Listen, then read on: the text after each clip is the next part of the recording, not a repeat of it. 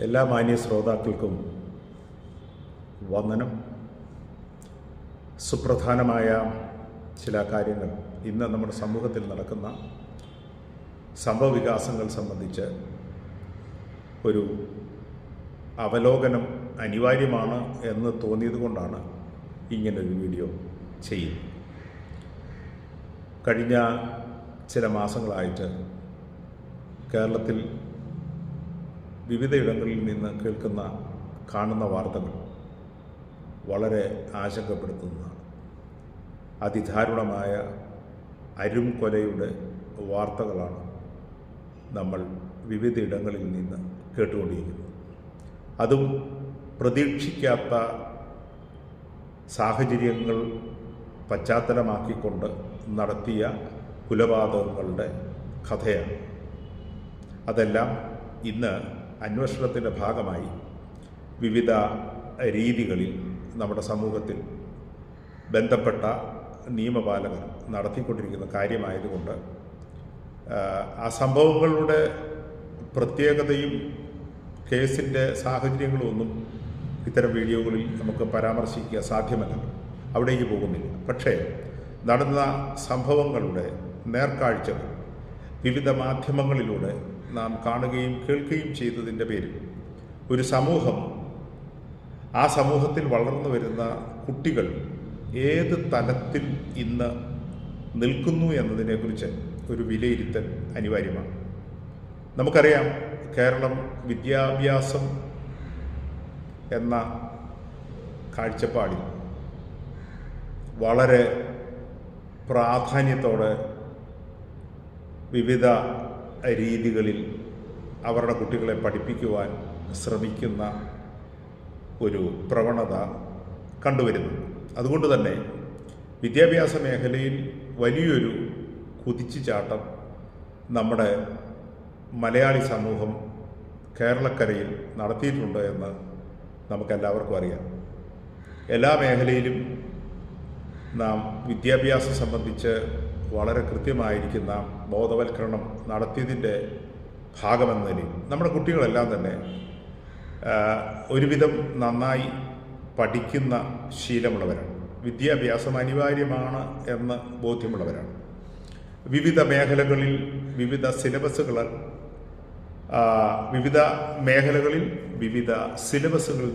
കീഴിൽ അവർ അവരുടെ വിദ്യ അഭ്യസിക്കുന്നു.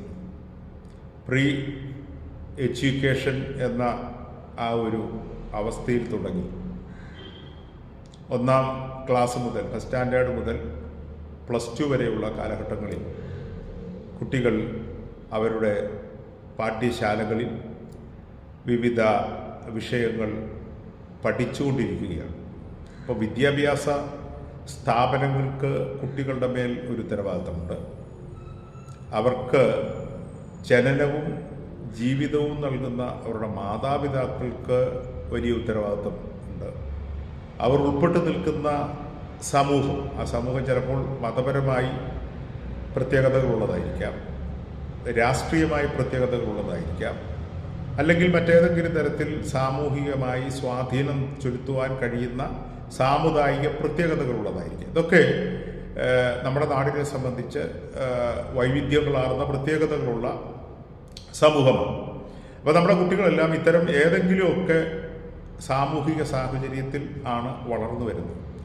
അപ്പോൾ ഈ വളർന്നു വരുന്ന നമ്മുടെ സാമൂഹിക സാഹചര്യം, അവർ വിദ്യ അഭ്യസിക്കുന്ന വിദ്യാലയം, അവർ വളർന്നു വരുന്ന വീടിൻ്റെ പശ്ചാത്തലം, അവർ ആശയവിനിമയം നടത്തുന്ന പരിസരങ്ങൾ ഒക്കെ നമ്മുടെ കുട്ടികളുടെ സ്വഭാവത്തെ സ്വാധീനിക്കുന്നു എന്ന കാര്യത്തിൽ യാതൊരു തർക്കവും ഇല്ല.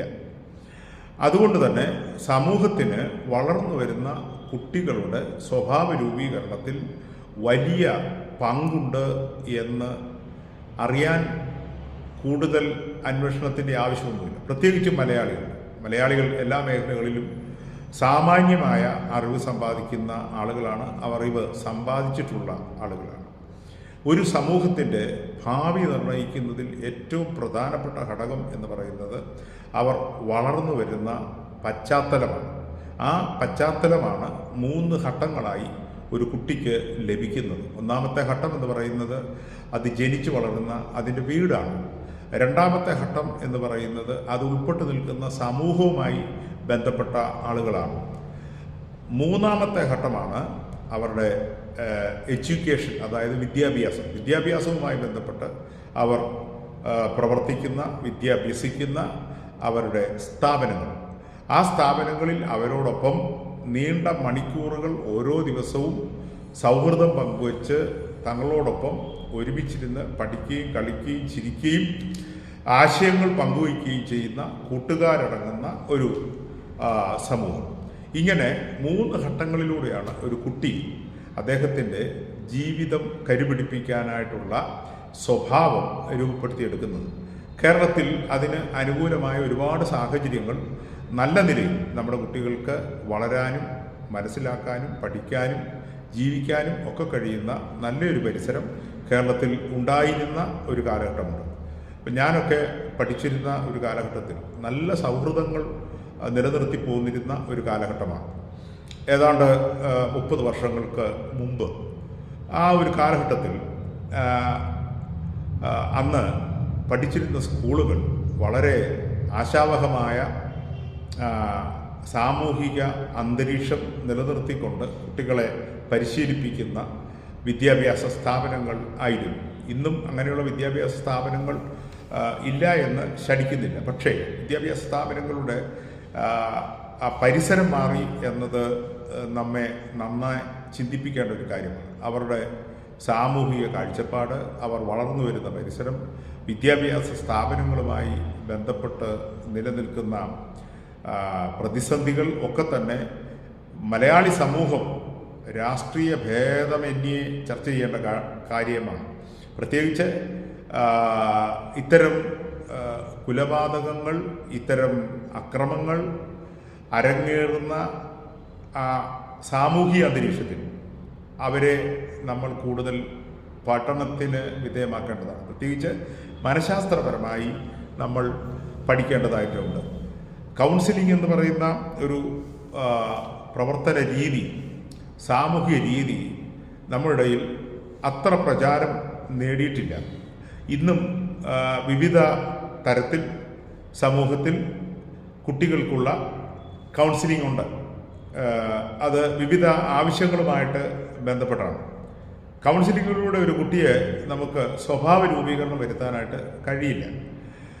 ബോധ്യങ്ങളിലേക്ക് കുട്ടിയെ ചിന്തിപ്പിക്കാൻ കഴിയുന്ന തരത്തിലുള്ള ചില സാഹചര്യങ്ങൾ കൗൺസിലിങ്ങിൽ നമുക്ക് കുട്ടികളിൽ ഉണ്ടാക്കിയെടുക്കാം എന്നതൊഴിച്ചാൽ ഒരു കുട്ടിയെ രൂപാന്തരപ്പെടുത്തിയെടുക്കുന്നതിന്, അവൻ്റെ സ്വഭാവ രീതിക്കകത്ത്, പെരുമാറ്റ രീതിക്കകത്ത്, അവൻ്റെ കാഴ്ചപ്പാടിനകത്ത് തെറ്റായ ധാരണകൾ ഒക്കെ തിരുത്താൻ കഴിയുന്ന ഇടപെടൽ നടത്താൻ സമൂഹത്തിനാണ് ആവുക. ആ സമൂഹത്തിൻ്റെ 3 മേഖലകളാണ് ഞാൻ സൂചിപ്പിച്ചത്. 1 നമ്മളുടെ വീട്, 2 വളർന്നു വരുന്ന സാമൂഹിക പശ്ചാത്തലം, 3ാമത്തേത് അവർ വിദ്യാഭ്യാസത്തിന് വേണ്ടി തിരഞ്ഞെടുക്കുന്ന സ്ഥാപനങ്ങൾ, അതുമായിട്ട് ബന്ധപ്പെട്ട് നിലകൊള്ളുന്ന പ്രവർത്തന രീതികൾ. ഇതൊക്കെ വളരെ കുട്ടികളെ സ്വാധീനിക്കുന്ന ഇടങ്ങളാണ്. അവരെ പഠിപ്പിക്കുന്ന അധ്യാപകർ, അവർ കളിച്ചും ചിരിച്ചും വളർന്നും അവരുടെ വൈകാരികമായ ആവശ്യങ്ങൾ പങ്കുവച്ചുമൊക്കെ പ്രവർത്തിക്കുന്ന ഇടങ്ങളിൽ ഏറ്റവും പ്രധാനപ്പെട്ടത് വിദ്യാഭ്യാസ സ്ഥാപനങ്ങൾ തന്നെയാണ്. അവിടെയാണ് കൂടുതൽ ആഴത്തിലുള്ള സൗഹൃദങ്ങൾ രൂപപ്പെട്ട് വരുന്നത്. പല കാര്യങ്ങളെക്കുറിച്ചും ശരിയായ അറിവും തെറ്റായ അറിവും ഒക്കെ ആ പരിസരങ്ങളിൽ ലഭിക്കാനുള്ള സാധ്യതകൾ വളരെ കൂടുതലാണ്. അവിടെ സ്വാധീനിക്കാൻ കഴിയുള്ള പല ഘടകങ്ങൾ ഉണ്ട്. ഇന്നത്തെ ഒരു സാഹചര്യത്തിൽ സോഷ്യൽ മീഡിയയ്ക്ക് വലിയ സ്വാധീനമുണ്ട് ഓരോ കുട്ടികളുടെ മേലും എന്ന് നമ്മൾ മനസ്സിലാക്കണം. പലതരത്തിൽ ഇന്ന് സോഷ്യൽ മീഡിയയിലൂടെ ലഭ്യമാകുന്ന വാർത്തകൾ, അതുപോലെ തന്നെ വീഡിയോ, മറ്റിതര ചിത്രങ്ങൾ, ആശയവിനിമയ രീതി, ഇതെല്ലാം കൂടുതൽ പരിശോധിക്കപ്പെടുകയും കുട്ടികളിലേക്ക് അത് എത്രമാത്രം സ്വാധീനിക്കപ്പെടുകയും ചെയ്യുന്നു എന്ന് നമ്മൾ മനസ്സിലാക്കുമ്പോഴാണ് സോഷ്യൽ മീഡിയയ്ക്ക് കുട്ടികളെ സ്വാധീനിക്കുന്നതിൽ വലിയ പങ്കുണ്ട് എന്ന് നമുക്ക് മനസ്സിലാകുന്നു. ഞങ്ങൾ കൗൺസിലിംഗ് ഫീൽഡിലാണ് ഞങ്ങളുടെ പ്രവർത്തനം കൂടുതൽ നടത്തുന്നത്. ഞങ്ങൾക്ക് കൗൺസിലിങ്ങിൻ്റെ ഭാഗമായിട്ട് കുട്ടികളെ പഠിപ്പിക്കുകയും അവരുടെ വിവിധ സ്വഭാവ രീതികളെക്കുറിച്ച് പഠിക്കാനും മനസ്സിലാക്കാനും നേരിട്ടറിയാനും കഴിയുന്ന ഇൻസ്റ്റിറ്റ്യൂട്ടുണ്ട്. അവിടെ +2 വരെയുള്ള കുട്ടികൾക്ക് പഠിക്കാൻ ഉള്ള അവസരമുണ്ടായിരുന്നു. ഇപ്പോഴും അത് കണ്ടിന്യൂ ചെയ്തുകൊണ്ടിരിക്കുകയാണ്. അങ്ങനെ പല വീടുകളിൽ നിന്ന്, പല സാമൂഹിക സാഹചര്യങ്ങളിൽ നിന്ന് ഒക്കെ കടന്നു വരുന്ന കുട്ടികൾ ഇവിടെയുണ്ട്. ഞങ്ങൾ അവരെയൊക്കെ ഓരോ തരത്തിൽ ചോദിച്ചും കേട്ടും അറിഞ്ഞും അവരുടെ മാനസിക നില വിലയിരുത്താറുണ്ട്. അതിൻ്റെ എല്ലാ അടിസ്ഥാനത്തിലാണ് അവരെ സോഷ്യൽ മീഡിയ സ്വാധീനിക്കുന്ന പല രീതികളെക്കുറിച്ച് ഞങ്ങൾ മനസ്സിലാക്കുന്നത്. എല്ലാം ഒന്നും ഇവിടെ തുറന്നു പറയാൻ പറ്റുന്ന ഒരു പ്ലാറ്റ്ഫോം അല്ലല്ലോ. എന്നിരുന്നാലും ഈ കൗൺസിലിംഗ് എന്ന് പറയുന്നത് വളരെ പ്രധാനപ്പെട്ട ഒരു കാര്യമാണ്. അതായത് നമുക്ക് നമ്മുടെ ഹൃദയത്തിൻ്റെ നൊമ്പരങ്ങൾ, വേദനകൾ, തെറ്റായ ധാരണകൾ, നമ്മളെ ഭയപ്പെടുത്തുന്ന, ആശങ്കപ്പെടുത്തുന്ന, ദുരിതപൂർണമാക്കുന്ന പല സന്ദർഭങ്ങളെയൊക്കെ തുറന്നു പറയാനും വിശ്വാസമർപ്പിച്ച് നമ്മൾക്ക് സംസാരിക്കാൻ കഴിയുന്ന ഇടങ്ങൾ ഏതൊരാൾക്കും വളരെ പ്രധാനപ്പെട്ടതാണ്. അത് കുട്ടിക്കാലം മുതൽ നമ്മുടെ കുഞ്ഞുങ്ങൾക്ക് പകർന്നു കൊടുക്കുമ്പോൾ ലഭിക്കുന്നത് അവർക്ക് ജീവിക്കാനുള്ള, ശരിയായി ജീവിക്കാനും ശരിയായി തീരുമാനമെടുക്കാനുള്ള അവസരങ്ങൾ ഉണ്ടാക്കി കൊടുക്കലാണ്. നമ്മൾ സ്കൂൾ വിദ്യാഭ്യാസം എന്ന് പറയുന്നത് നമ്മുടെ കുട്ടികളെ അക്ഷരം പഠിപ്പിക്കുക മാത്രമല്ല, അവരെ ഒരു തൊഴിലധിഷ്ഠിത വിദ്യാഭ്യാസം കൊടുക്കുക മാത്രമല്ല, അവരെ അവരുടെ സ്കില്ല് വളർത്തിയെടുക്കുക മാത്രമല്ല, മറിച്ച് അവർക്ക് ജീവിതത്തിൻ്റെ ഏത് പ്രതിസന്ധി ഘട്ടത്തിലും അതിനെ മറികടക്കാനുള്ള സഹിഷ്ണുതയും വിനയവും വിശ്വാസ്യതയും പ്രതീക്ഷയും കൊടുക്കുന്ന ഒരു രീതിയിലേക്ക് നമ്മുടെ വിദ്യാഭ്യാസ മേഖലകൾ, സാമൂഹിക അന്തരീക്ഷം മാറ്റപ്പെടേണ്ടത് വളരെ അനിവാര്യം ആണ്. അവരുടെ ബന്ധങ്ങൾ, അവരുടെ ഇടപഴകലുകൾ എവിടെയൊക്കെയാണ് എന്ന് വളരെ കൃത്യമായി തിരിച്ചറിയണം. അവരുടെ സ്വഭാവത്തിൽ ഏതെല്ലാം ഘട്ടങ്ങളിലാണ് വ്യത്യസ്തത കാണാൻ കഴിയുന്നത്, മാറ്റങ്ങൾ കാണാൻ കഴിയുന്നത് എന്നൊക്കെ വളരെ കൃത്യമായി പരിശോധിക്കപ്പെടേണ്ടുന്ന ഒരു സാഹചര്യത്തിലേക്കാണ് ഇന്ന് എത്തപ്പെട്ട് നിൽക്കുന്നത്. പെട്ടെന്ന് കോപം ഉളവാക്കുന്ന തരത്തിൽ, പ്രതികരിക്കുന്ന തരത്തിൽ, പ്രതികാര ചിന്തയോടെ പ്രവർത്തിക്കുന്ന തരത്തിൽ, അക്രമവാസന പ്രകടിപ്പിക്കുന്ന തരത്തിൽ കുട്ടികളിൽ നിന്ന് ഏതെങ്കിലും ഇത്തരം പ്രവണതകൾ പുറത്തു വരികയോ അതിനുള്ളതായ ഭാവമാറ്റങ്ങൾ കാണുകയോ ചെയ്യുമ്പോൾ തന്നെ കുട്ടിയെ സൂക്ഷ്മമായി നിരീക്ഷിക്കേണ്ടതാണ്. ഇനി കുട്ടിയെ മാത്രമല്ല, കുട്ടി വളർന്നു വരുന്ന വീട്ടിലെ ഓരോ അംഗങ്ങളെയും നമ്മൾ നിരീക്ഷിക്കണം. കുട്ടികൾക്ക് കൂടുതൽ സമ്മർദ്ദം കൊടുക്കുന്നവർ ആരെങ്കിലും അവരുടെ വീടുകളിലുണ്ടോ, അവരുടെ സൗഹൃദ വലയങ്ങളിൽ ഉണ്ടോ എന്നും, അവരുടെ പരിസരങ്ങളുമായി ബന്ധപ്പെട്ട് ആരാണ് കൂടുതൽ ഇടപഴകുന്നത് എന്നുമൊക്കെ മാതാപിതാക്കൾ സൂക്ഷ്മമായി പരിശോധിക്കണം. ഇനിയും മാതാവോ പിതാവോ ഒക്കെ ചിലപ്പോൾ ഏതെങ്കിലും തരത്തിൽ വഴിവിട്ട ജീവിത രീതി നയിക്കുന്നവരായിരിക്കാം. മദ്യപിക്കുന്നവരുണ്ട്, മയക്കുമരുന്ന് ഉപയോഗിക്കുന്ന മാതാപിതാക്കൾ ഉള്ള വീടുകളിൽ വളർന്നു വരുന്നവരുണ്ട്. എപ്പോഴും മാനസിക സംഘർഷങ്ങൾ ഉണ്ടാക്കുന്ന തരത്തിൽ വഴക്കുകൾ ഉണ്ടാകുന്ന വീടുകൾ ഉണ്ട്. മാതാപിതാക്കൾ തമ്മിൽ, ബന്ധുമിത്രാദികൾ തമ്മിൽ, അയൽവാസികൾ തമ്മിൽ, അവർ ഉൾപ്പെടെ നിൽക്കുന്ന സമൂഹത്തിൽ നിന്നുയർന്നു വരുന്ന വെല്ലുവിളികൾ ആയിട്ട് ബന്ധപ്പെട്ട് ഉണ്ടാകുന്ന പ്രശ്നങ്ങൾ, ഇതൊക്കെ കുട്ടികളുടെ മാനസികാവസ്ഥയെ സ്വാധീനിക്കാൻ പറ്റുന്ന പ്രധാനപ്പെട്ട ഘടകങ്ങളാണ്. അപ്പം നമ്മുടെ കുട്ടി ഏറ്റവും ആരോഗ്യകരമായിരിക്കുന്ന ഒരു സാമൂഹിക പശ്ചാത്തലത്തിലാണ്, ഒരു കുടുംബ പശ്ചാത്തലത്തിലാണ്, അതുപോലെ തന്നെ ഒരു വിദ്യാഭ്യാസ സ്ഥാപനത്തിലാണ് എന്ന് ഉറപ്പുവരുത്തേണ്ടത് ഓരോ മാതാപിതാക്കളുടെയും അവരുമായിട്ട് ബന്ധപ്പെട്ട് നിൽക്കുന്ന സമൂഹത്തിൻ്റെയും ഉത്തരവാദിത്തമാണ്. അതുകൊണ്ടാണ് നമ്മൾ ഇതിനെ നിസാരമായി കാണാതെ ഏറ്റവും കൃത്യമായ ഇടപെടൽ സമൂഹത്തിൽ കുട്ടികളുടെ വളർച്ചയിൽ ഉണ്ടാവേണ്ട കാര്യങ്ങളെക്കുറിച്ച് ബോധ്യപ്പെടുത്തുന്നത്. നമുക്കറിയാം, 23 വയസ്സുള്ള ഒരു ചെറുപ്പക്കാരൻ, അദ്ദേഹം ആ വീട്ടിലെ അദ്ദേഹത്തിന് ഏറ്റവും വേണ്ടപ്പെട്ട തൻ്റെ മാതാവിനെയും തൻ്റെ സഹോദരനെയും തനിക്ക് ഉറ്റവരായിരുന്നവരെയും കൊന്നു തള്ളിയ, അതിദാരുണമായ കൊലപാതകം നടത്തിയ കുറ്റവാളിയായ ആ ചെറുപ്പക്കാരൻ എങ്ങനെ കുറ്റവാളിയായി ഇത്രയും ക്രൂരമായ കൃത്യം, കൊലപാതകം നടത്താനായിട്ട് അദ്ദേഹത്തെ പ്രേരിപ്പിച്ച ഘടകം എന്താണ്? അതായത് പച്ച മനുഷ്യൻ്റെ ശിരസ് വെട്ടിക്കീറുമ്പോൾ തല തല്ലിപ്പൊളിക്കുമ്പോൾ അവിടുന്ന് ഒഴുകിയിറങ്ങുന്ന രക്തം കണ്ടിട്ട് പോലും പിന്മാറാൻ മടിയില്ലാതെ അടുത്തയാളെ കൊല ചെയ്യുവാനായിട്ട് യാതൊരു മാനസിക വിഭ്രാന്തിയും കാണിക്കാതെ മുന്നോട്ട് പോയി അടുത്തയാളെയും കൊന്ന്, മൂന്നാമത്തെ ആളെയും കൊന്ന്, നാലാമത്തെ ആളെയും കൊന്ന്, അഞ്ചാമത്തെ ആളെയും കൊന്ന്, ആറാമത്തെ ആളെയും കൊലയ്ക്ക് വിധേയപ്പെടുത്തുന്ന തരത്തിൽ അതിമാരകമായിരിക്കുന്ന മുറിവേൽപ്പിച്ചിട്ട് പോലീസ് സ്റ്റേഷനിൽ ചെന്ന് ഈ മർഡറിൻ്റെ കാര്യം, ഈ കൊലപാതകത്തിൻ്റെ കാര്യം യാതൊരു മാനസികമായ കുറ്റബോധവുമില്ലാതെ ചെന്ന് പറയേണ്ടി വരുമ്പോൾ ആ കുട്ടിയുടെ മാനസികാവസ്ഥ അവിടെ വരെ എത്തുന്നതിലേക്ക് നയിച്ച സാഹചര്യങ്ങൾ എന്താണ്? അതിന് ഒരു ട്രിഗർ ഫാക്ടർ ഉണ്ടാവും. അതെവിടെയാണ് സംഭവിച്ചത് എന്ന് വളരെ കൃത്യമായി നിരീക്ഷിക്കാൻ പറ്റണം. ഒരു സംഭവം നടന്നു കഴിഞ്ഞിട്ടല്ല നമ്മൾ ഇതിൻ്റെ പുറകെ അന്വേഷണത്തിന് പോകേണ്ടത്, ഇതൊരു ചർച്ചയാക്കേണ്ടത്. നമുക്കറിയാം, ഇതിനു മുമ്പ് ഇതുപോലുള്ള ഒരുപാട് സംഭവങ്ങൾ സമൂഹത്തിൽ നടന്നിട്ടുണ്ട്. അപ്പോഴെല്ലാം ഒരു 2-3 ദിവസം ഈ സായാഹ്ന ചർച്ചകളിൽ സാമൂഹിക പ്രവർത്തകരും സൈക്കോളജിസ്റ്റുകളും മറ്റിതര ആളുകളും ഒക്കെ രാഷ്ട്രീയ നേതാക്കന്മാരും ഒക്കെ വന്നിരുന്ന് ഇതിനെക്കുറിച്ചുള്ള വളരെ വിശദമായിരിക്കുന്ന വിശകലനം നടത്താറുണ്ട്. ഇത്തരം ചർച്ചകളൊക്കെ നമ്മൾ കേട്ടിട്ടുള്ള കാര്യമാണ്. ഒരാഴ്ച കഴിയുമ്പോൾ അടുത്തൊരു സബ്ജക്റ്റുമായിട്ട് വാർത്താ ചാനലുകൾ രംഗത്ത് വരും. വീണ്ടും ഈ വിഷയങ്ങൾ വിസ്മരിക്കപ്പെടുകയാണ് ചെയ്യുക. അത് സ്വാഭാവികമാണ്. അതങ്ങനെ പുതിയ പുതിയ വാർത്തകൾ വരുമ്പോൾ പഴയ വാർത്തകൾ അതിൻ്റെ പ്രാധാന്യത്തിൽ മാത്രമേ കാണേണ്ടതുള്ളൂ. എന്നാൽ പോലും ഇതൊക്കെ കേൾക്കുകയും കാണുകയും ചെയ്യുന്ന സാധാരണക്കാരായ ആളുകളുടെ മനസ്സിൽ ഈ കാര്യങ്ങൾ തങ്ങി നിന്നിട്ട് അതനുസരിച്ച് ഒരു ഇടപെടൽ നടത്തേണ്ടത്, തുടർമാനമായ ഒരു നിരീക്ഷണവും ഇടപെടലും ഈ കാര്യത്തിൽ നടത്തേണ്ടതുണ്ട്. കാരണം ആരോഗ്യമുള്ള ഒരു സാമൂഹിക പശ്ചാത്തലത്തിലാണ് നമ്മൾ വളരേണ്ടത്, നമുക്ക് ജീവിക്കേണ്ടത്. സമാധാനമായിട്ട് നമുക്ക് നമ്മുടെ വീടുകളിൽ കിടന്നുറങ്ങാൻ കഴിയില്ല എന്ന ഒരു തരത്തിലേക്ക് ഇന്ന് കാര്യങ്ങൾ വന്നിരിക്കുകയാണ്. മാതാപിതാക്കൾക്ക് സമാധാനപൂർണ്ണമായി ഇന്ന് വീടുകളിൽ കിടന്നുറങ്ങാൻ പറ്റുന്നില്ല.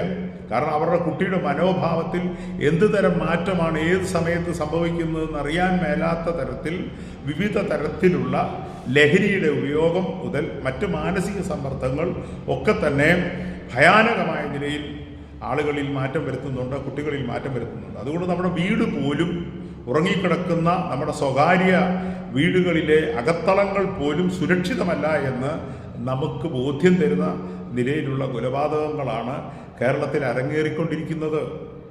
അതിൻ്റെ കാരണമാണ് നമ്മൾ അന്വേഷിക്കേണ്ടത്. പല കാരണങ്ങളുണ്ടാവാം. നിയമത്തിൻ്റെ മുമ്പിൽ പല തെളിവുകളും സമർപ്പിച്ച് കാരണങ്ങൾ ബോധ്യപ്പെടുത്തി ഒരുപക്ഷെ ഈ കുറ്റവാളിക്ക് ആ കുറ്റകൃത്യത്തിൻ്റെ അനിവാര്യത സംബന്ധിച്ച് ബോധ്യപ്പെടുത്താനുള്ള സാഹചര്യങ്ങളുണ്ടാവാം. ശിക്ഷ ലഭിച്ചു എന്ന് വരാം, വെറുതെ വിട്ടു എന്ന് വരാം.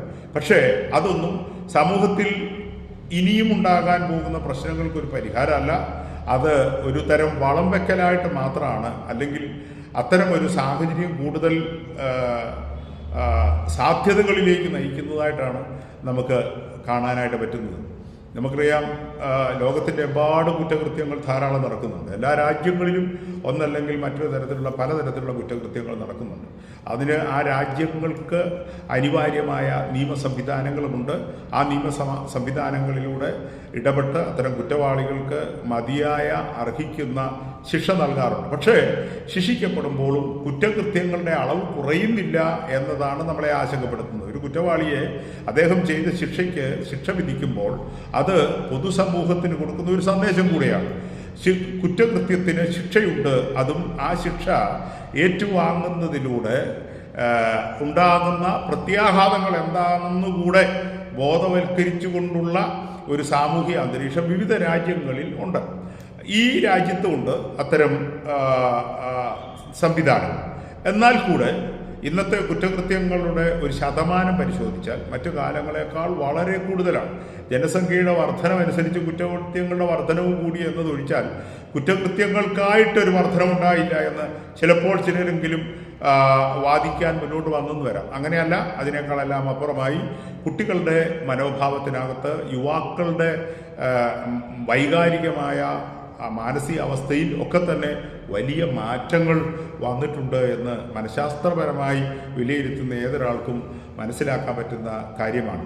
മറ്റൊരു സാഹചര്യം എന്ന് പറയുന്നത്, ഇന്ന് നമുക്ക് സമൂഹത്തിലുണ്ടായിട്ടുള്ള അരക്ഷിതാവസ്ഥയാണ്. അതിൻ്റെ പ്രധാന കാരണം തൊഴിലില്ലായ്മ എന്ന് പറയുന്ന ഒരവസ്ഥയുണ്ട്.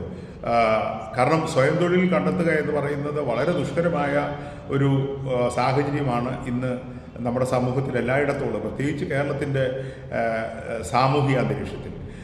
കാരണം ജീവിത ചെലവിൻ്റെ അളവ് കൂടി, പക്ഷേ അതിനനുസരിച്ചുള്ള വരുമാന മാർഗങ്ങളില്ല, തൊഴിലിടങ്ങളിൽ സുരക്ഷിതത്വം ലഭ്യമല്ല, ചെയ്ത തൊഴിൽ ഏറ്റവും നന്നായി ചെയ്ത് അതിൻ്റെ വേതന ലഭിക്കുന്ന തരത്തിൽ ഉള്ള ഇടപെടലുകൾ ഉണ്ടാകുന്നില്ല.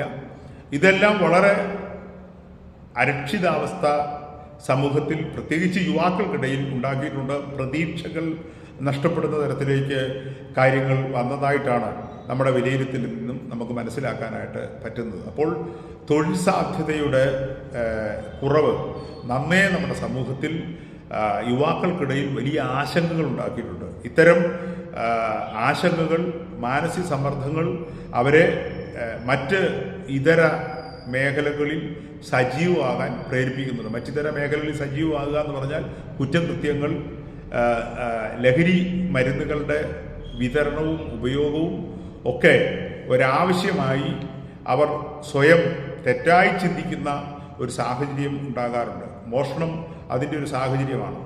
ഇതിനൊക്കെ പ്രതിസന്ധി ഉള്ള ആളുകൾ, ഇത്തരം വശങ്ങളിലേക്ക് ചിന്തിക്കാത്ത ആളുകൾ, അങ്ങനെ ചിന്തിക്കുന്നത് അത്ര ആശാവഹമല്ല എന്ന് ചിന്തിക്കുന്ന ആളുകൾ, ജീവിതം ഇനി മുന്നോട്ട് വേണ്ട എന്ന് ചിന്തിച്ച് ജീവിതം അവസാനിപ്പിക്കുക അഥവാ ആത്മഹത്യ ചെയ്യുക എന്ന് പറയുന്ന ഒരു മാനസികാവസ്ഥയിലേക്കും എത്തിച്ചേരാറുണ്ട്. ആത്മഹത്യയുടെ അളവ് നന്നേ കൂടിയിട്ടുണ്ട്. ആത്മഹത്യയെക്കുറിച്ച് ചിന്തിക്കുന്ന ആളുകളുടെ ശതമാനവും ഇന്ന് പൊതുവിൽ കൂടിയിട്ടുണ്ട്. ജീവിക്കാൻ പ്രതീക്ഷ ലഭിക്കുന്ന സാഹചര്യം സമൂഹത്തിലെങ്കിലും ലഭ്യമല്ല എന്നതാണ് ഒരു പ്രധാനപ്പെട്ട കാരണം. പട്ടിണിയാവാൻ കാരണം, സ്നേഹിക്കാൻ ആളില്ലാത്തതാകാം ഒരു കാരണം, തുറന്നു പറയാൻ ബന്ധങ്ങൾ, സൗഹൃദങ്ങൾ കുറവുള്ള ആളുകൾ ഉണ്ടാവാം. അന്തർമുഖികളായിരിക്കുന്ന ഒരുപാട് ആളുകൾ നമ്മുടെ സമൂഹത്തിലുണ്ട്. ആരോടും അവരുടെ അഭിമാനത്തിന് ക്ഷതമേൽക്കുന്നത് ആണ് എങ്കിൽ തുറന്നു പറയാതെ എൻ്റെ ജീവിതം ഇവിടെ അവസാനിപ്പിച്ചേക്കാം എന്ന് ചിന്തിച്ച് ജീവിതം അവസാനിപ്പിക്കുന്ന, ആത്മഹത്യയിലേക്ക് ജീവിതത്തെ കൊണ്ടെത്തിക്കുന്ന ആളുകളുണ്ട്. അപ്പം വ്യത്യസ്തമായ മാനസിക നിലയുള്ള ആളുകൾ നമ്മുടെ സമൂഹത്തിൽ ഇന്ന് കൂടി വരികയാണ്. നമുക്കറിയാം, കഴിഞ്ഞ ദിവസം കോട്ടയത്ത് ഏറ്റുമാനൂരിൽ BSc നേഴ്സിംഗ് പഠിച്ച് നല്ല വിദ്യാഭ്യാസ നിലനിർത്തി കൊണ്ടുവന്ന, ഏകദേശം മിക്കവാറും എല്ലാത്തരം വാഹനങ്ങളും ഓടിക്കാൻ അറിയുന്ന ഒരു നമ്മളുടെ സഹോദരി എന്ന് അഭിമാനത്തോടെ പറയാൻ കഴിയുന്ന ഒരാളായിരുന്നു ഷൈനി. ആ ഷൈനിയുടെ 2 പിഞ്ചു കുഞ്ഞുങ്ങളുമായിട്ട് 10ഉം 11ഉം വയസ്സുള്ള കുഞ്ഞുങ്ങളുമായിട്ട് ട്രെയിനിന് മുൻപിൽ ചാടി ആത്മഹത്യ ചെയ്യേണ്ടി വന്ന ഒരു സാഹചര്യം, അതിനെക്കുറിച്ച് വ്യത്യസ്തമായ വാർത്തകളാണ് ഇന്ന് സമൂഹത്തിൽ പരന്നുകൊണ്ടിരിക്കുന്നത്. നമുക്കതിൻ്റെ നിജസ്ഥിതി അറിയില്ല, അത് അന്വേഷണത്തിൻ്റെ ഭാഗമായിട്ട് നടക്കേണ്ട കാര്യമാണ്. എന്നിരുന്നാലും ജീവിക്കാൻ അവർക്ക് താല്പര്യമില്ല എന്ന നിലയിലേക്ക് ആ മാതാവ് ഒരു തീരുമാനമെടുക്കുന്നു. ആ കുട്ടികളെ അതിലേക്ക് വലിച്ചിഴയ്ക്കുന്നു. ആ കുട്ടികൾക്ക് ജീവിക്കാൻ ആഗ്രഹമുണ്ടെങ്കിൽ കൂടി മരണത്തെ ഭയത്തോടെ കാണുന്ന ആ കുട്ടികളെയും ചേർത്ത് പിടിച്ച് ആ ട്രെയിനിന് മുമ്പിൽ ജീവിതം അവസാനിപ്പിക്കേണ്ടി വന്നുവെങ്കിൽ അത് നമുക്ക് തരുന്ന സന്ദേശം വളരെ ദുഃഖകരമാണ്. നമ്മുടെ സമൂഹത്തിൽ തുറന്നു പറയാൻ, ആവശ്യങ്ങൾ തുറന്നു പറയാൻ, വേദനകൾ തുറന്നു പറയാൻ, വിഷമങ്ങൾ തുറന്നു പറഞ്ഞാൽ സഹായം കിട്ടും എന്നുള്ള പ്രതീക്ഷയില്ലാത്ത ഒരന്തരീക്ഷത്തിൽ ഇന്ന് കേരള സമൂഹം എത്തി നിൽക്കുകയാണ്. അവിടെ ഒരു മതമല്ല വിഷയം, ഒരു വിശ്വാസമല്ല വിഷയം, മനുഷ്യത്വരഹിതമായ ഒരു സാമൂഹിക അന്തരീക്ഷം ഇന്ന് നമ്മുടെ സമൂഹത്തിൽ വളർന്നു വരുന്നു എന്നത് വളരെ ആശങ്കപ്പെടുത്തുന്ന ഒരു കാര്യമാണ്. അപ്പോൾ അതുകൊണ്ട് ഈ ഒരു സ്ഥിതി മാറേണ്ടതായിട്ടുണ്ട്. ഇന്ന് 3-ാം തീയതിയാണ്, മാർച്ച് 3-ാം തീയതി. ഞാൻ ഈ വീഡിയോ ലൈവ് ചെയ്യുമ്പോൾ ഇന്ന് രാവിലെ കേട്ട വാർത്ത, അതിവിദഗ്ധനായ ഒരു ന്യൂറോളജിസ്റ്റ്, ഒരു നെഫ്രോളജിസ്റ്റ്, ഒരു യൂറോളജിസ്റ്റ് കിഡ്നി മാറ്റിവെക്കൽ ശസ്ത്രക്രിയയിൽ ലോകത്ത് പ്രശസ്തരായ ആളുകളിൽ 3-ാം സ്ഥാനത്ത് നിൽക്കുന്ന ഒരു വിദഗ്ധനായ ഡോക്ടർ, അദ്ദേഹം ജീവിതം അവസാനിപ്പിച്ചു, ആത്മഹത്യ ചെയ്തു തൻ്റെ 77-ാമത്തെ വയസ്സിൽ എന്നതാണ് ഇന്ന് കേട്ട വാർത്ത. എത്ര ദുഃഖകരമാണെന്ന് ഓർത്തു നോക്കി. ഇത്തരം സാഹചര്യങ്ങൾ, ജീവിക്കാൻ വേണ്ടി ജനിച്ചു, പഠിച്ചു, തൻ്റെ പ്രൊഫഷൻ വളരെ വിദഗ്ധമായി താൻ കൈകാര്യം ചെയ്തു. തൻ്റെ കഴിവും തൻ്റെ വിദ്യാഭ്യാസവും തൻ്റെ പരിശീലനവും എല്ലാം കേരളക്കരെ ആകെ ലോകത്താകെ അനേക ജനങ്ങൾക്ക് പ്രയോജനകരമായി ഉപയോഗപ്പെടുത്തി. സാമ്പത്തികമായ നല്ല ഭദ്രത എന്ന് നമുക്ക് തോന്നും. അങ്ങനെ തന്നെ ആയിരിക്കാം. അദ്ദേഹത്തിന് വിശ്രമിക്കാൻ കഴിയുന്ന ഒരു ഫാം ഹൗസ് ഇവിടെ എയർപോർട്ടിനടുത്ത് ഉണ്ടായിരുന്നു. ഇതൊക്കെയാണ് നമുക്ക് വാർത്തകളിൽ നിന്ന് കിട്ടുന്ന ഉള്ളടക്കങ്ങൾ. എന്നിട്ടും താൻ ജീവിതം മടുത്തു എന്ന പേരിൽ ഒരു ആത്മഹത്യാക്കുറിപ്പ് എഴുതി വെച്ച് തൻ്റെ പ്രൊഫഷനിൽ തനിക്ക് ഇനി പെർഫോമൻസ് ചെയ്യാൻ കഴിയില്ല എന്നുള്ള ആശങ്ക നിമിത്തം താൻ ആത്മഹത്യ ചെയ്തു എന്നാണ് ആ കുറിപ്പിൽ എഴുതി വെച്ചിരിക്കുന്നത്. അതിൻ്റെയൊക്കെ പശ്ചാത്തലങ്ങളും സാഹചര്യങ്ങളും ഒക്കെ ഇനി അന്വേഷണ വിധേയമാക്കേണ്ട കാര്യങ്ങളാണ്. എന്നിരുന്നാലും ഇത് നമുക്ക് തരുന്നൊരു സൂചന എന്ന് പറയുന്നത് എത്ര ഉയർന്ന നിലവാരത്തിൽ ജീവിതം കൊണ്ടുപോകാൻ ശ്രമിച്ചാലും, എത്ര വിദ്യാസമ്പന്നരാണെങ്കിലും, എത്ര സാമ്പത്തിക ശേഷിയുള്ളവരാണെങ്കിലും മനുഷ്യന് ആരോഗ്യകരമായ സൗഹൃദങ്ങൾ ആവശ്യമാണെന്നും അത്തരം വിശ്വസനീയമായ സൗഹൃദങ്ങൾ തുറന്നു പറയാനുള്ള ഇടങ്ങളാണെന്നും അത്തരം ഇടങ്ങൾ മലയാളികൾക്ക് വളരെ അനിവാര്യമാണെന്നും ഉള്ള കൃത്യമായ സൂചന നമുക്ക് ലഭിക്കുന്നതാണ് ഈ സംഭവങ്ങൾ എന്ന് ഒന്നുകൂടെ മലയാളി സമൂഹത്തെ ഓർപ്പിക്കേണ്ടത് അനിവാര്യമാണ്. ഇപ്പോൾ ഈ വീഡിയോ ചെയ്യുമ്പോൾ ഞാൻ ഉൾപ്പെടെയുള്ള അനേക ആളുകൾ ഈ വിഷയത്തെ സംബന്ധിച്ച് ഗഹനമായിരിക്കുന്ന പഠനം നടത്തുകയും അവർ ആശങ്കപ്പെടുകയും ചെയ്യുന്നുണ്ടാവും. എനിക്ക് വളരെ ദുഃഖമുണ്ട് ഇത്തരം വാർത്തകൾ കേൾക്കുമ്പോൾ. ഈ വീഡിയോ ചെയ്യുമ്പോഴും ഇത്തരം സാമൂഹിക സാഹചര്യങ്ങളിലൂടെയാണ് നാം ഓരോരുത്തരും കടന്നു പോകുന്നത്. ഞാനും അങ്ങനെ തന്നെയാണ്. പലയിടങ്ങളിൽ നിന്ന് പല കാര്യങ്ങളാൽ പലരോടുമായിട്ട് സംസാരിച്ച് പല സംഭവവികാസങ്ങളും കേട്ടും കണ്ടുമൊക്കെ പലതരത്തിലുള്ള മാനസിക സംഘർഷങ്ങളിലൂടെ കടന്നു പോകുന്നവരാണ് നമ്മളിൽ ഓരോരുത്തരും. കൗൺസിലിംഗ് ചെയ്യുന്ന ഒരാളെന്ന നിലയിൽ അനേകരുടെ ദുഃഖവും വേദനയും അവരുടെ വിഷമതകളും ആശങ്കകളും ഒക്കെ കേൾക്കുന്നുണ്ട്. അത് കേട്ടിരുന്ന് വേണ്ട കാര്യങ്ങൾ അവർക്ക് നൽകുന്നുണ്ട്. അവരെ കേൾക്കാൻ മണിക്കൂറുകൾ ചിലവഴിക്കുന്നുണ്ട്. ചില സമയങ്ങളിലൊക്കെ ഈ 12 മണിക്കൂർ 8 മണിക്കൂർ ഒക്കെ ഇരുന്ന് കുടുംബമായിട്ട് വന്ന് സംസാരിക്കുന്ന ആളുകളുണ്ട്. രാത്രി മുഴുവൻ ഉറക്കളച്ചിരുന്ന് അവരുമായിട്ട് സംസാരിക്കുകയും അവർക്ക് തുറന്നു പറയാനുള്ള അവസരങ്ങൾ കൊടുക്കുകയും ചെയ്യുന്ന സാഹചര്യം ഞങ്ങളുടെ ഇൻസ്റ്റിറ്റ്യൂട്ടുമായിട്ട് ബന്ധപ്പെട്ടുണ്ട്. ഞാനിതൊക്കെ പറഞ്ഞു വന്നതിൻ്റെ സാഹചര്യം ഇത്തരം സാമൂഹികമായ പ്രതീക്ഷ നൽകുന്ന ഇടങ്ങൾ ഇന്ന് നമ്മുടെ സമൂഹത്തിൽ ഉണ്ടാവണം. നമ്മുടെ കുട്ടികൾക്ക് തുറന്നു പറയാനുള്ള വേദികൾ ഉണ്ടാവണം. അവരുടെ സ്വഭാവ മാറ്റങ്ങൾ എവിടെയാണോ തുടങ്ങുന്നത് അപ്പോൾ മുതൽ അവരെ നിരീക്ഷിക്കുകയും കൃത്യമായ കൗൺസിലിങ്ങിന് അവരെ വിധേയപ്പെടുത്തുകയും ചെയ്യണം. അത്തരം ഏതെങ്കിലും തരത്തിലുള്ള മനഃശാസ്ത്രപരമായ ഉപദേശങ്ങളോ ചികിത്സകളോ ആവശ്യമുണ്ടെങ്കിൽ കൃത്യമായ സമയത്ത് അവർക്ക് വേണ്ട ചികിത്സകൾ നൽകണം. അവർക്ക് കൃത്യമായ ഉപദേശങ്ങൾ നൽകണം. നിയമത്തിൻ്റെ വിവിധ മേഖലകൾ അവരെ ബോധ്യപ്പെടുത്തണം. സാമൂഹിക പ്രതിബദ്ധതയെക്കുറിച്ച് അവരെ ബോധ്യപ്പെടുത്തേണ്ടതായിട്ടുണ്ട്. ഇത് വളരെ പ്രധാനപ്പെട്ട കാര്യമാണ്. നിഷേധാത്മകമായി കാണരുത്. സമൂഹത്തിൽ ഇതിന് മതത്തെയോ വിശ്വാസത്തെയോ ആധ്യാത്മികതയോ ഒന്നും കൂട്ടിക്കലർത്തേണ്ട കാര്യമൊന്നുമില്ല. രാഷ്ട്രീയവും ഇവിടെ ബാധകമല്ല. മനുഷ്യനാണ് ഏറ്റവും പ്രധാനപ്പെട്ട ഘടകം എന്ന് പറയുന്നത്. കാരണം മനുഷ്യത്വം, ഓരോരുത്തർക്കും കൂടെ ജീവിക്കാനുള്ള അവകാശം, ആ അവകാശത്തിന് സഹായകരമായ സാമൂഹിക പരിസരം, അതിനെ സഹായിക്കുന്ന തരത്തിലുള്ള നിയമ സംവിധാനങ്ങൾ, ഇതൊക്കെയാണ് നമുക്കിവിടെ ഇന്ന് ആവശ്യം. ആ ആവശ്യങ്ങളെ മുൻനിർത്തിക്കൊണ്ടാണ് ബാക്കി എല്ലാ കാര്യങ്ങളിലേക്കും നമുക്ക് ഇടപെടേണ്ടത്. അതുകൊണ്ട് അത്തരം ഒരു സാഹചര്യം ഉണ്ടാകുവാൻ വേണ്ടി ഒരുമിച്ച് പ്രവർത്തിക്കേണ്ട ഒരു സമയമാണിത്. അതിനായിട്ട് പൊതുസമൂഹത്തെ ഞാൻ ആഹ്വാനം ചെയ്യുന്നു. ഇത്തരം സാഹചര്യങ്ങളിൽ കൂടെ കടന്നു പോകുന്നവരുണ്ടെങ്കിൽ ദയവായിട്ട് നിങ്ങൾക്ക് ഇത്തരം സ്ഥാപനങ്ങളുമായിട്ട് ബന്ധപ്പെടുവാനും സംസാരിക്കുവാനുള്ള അവസരമുണ്ട് എന്ന് കൂടെ പറഞ്ഞുകൊണ്ട് ഞാൻ ഈ വീഡിയോ ഇവിടെ അവസാനിപ്പിക്കുന്നു. വീണ്ടും മറ്റൊരു വിഷയമായിട്ട് നമുക്ക് ഒരുമിച്ച് കാണാം.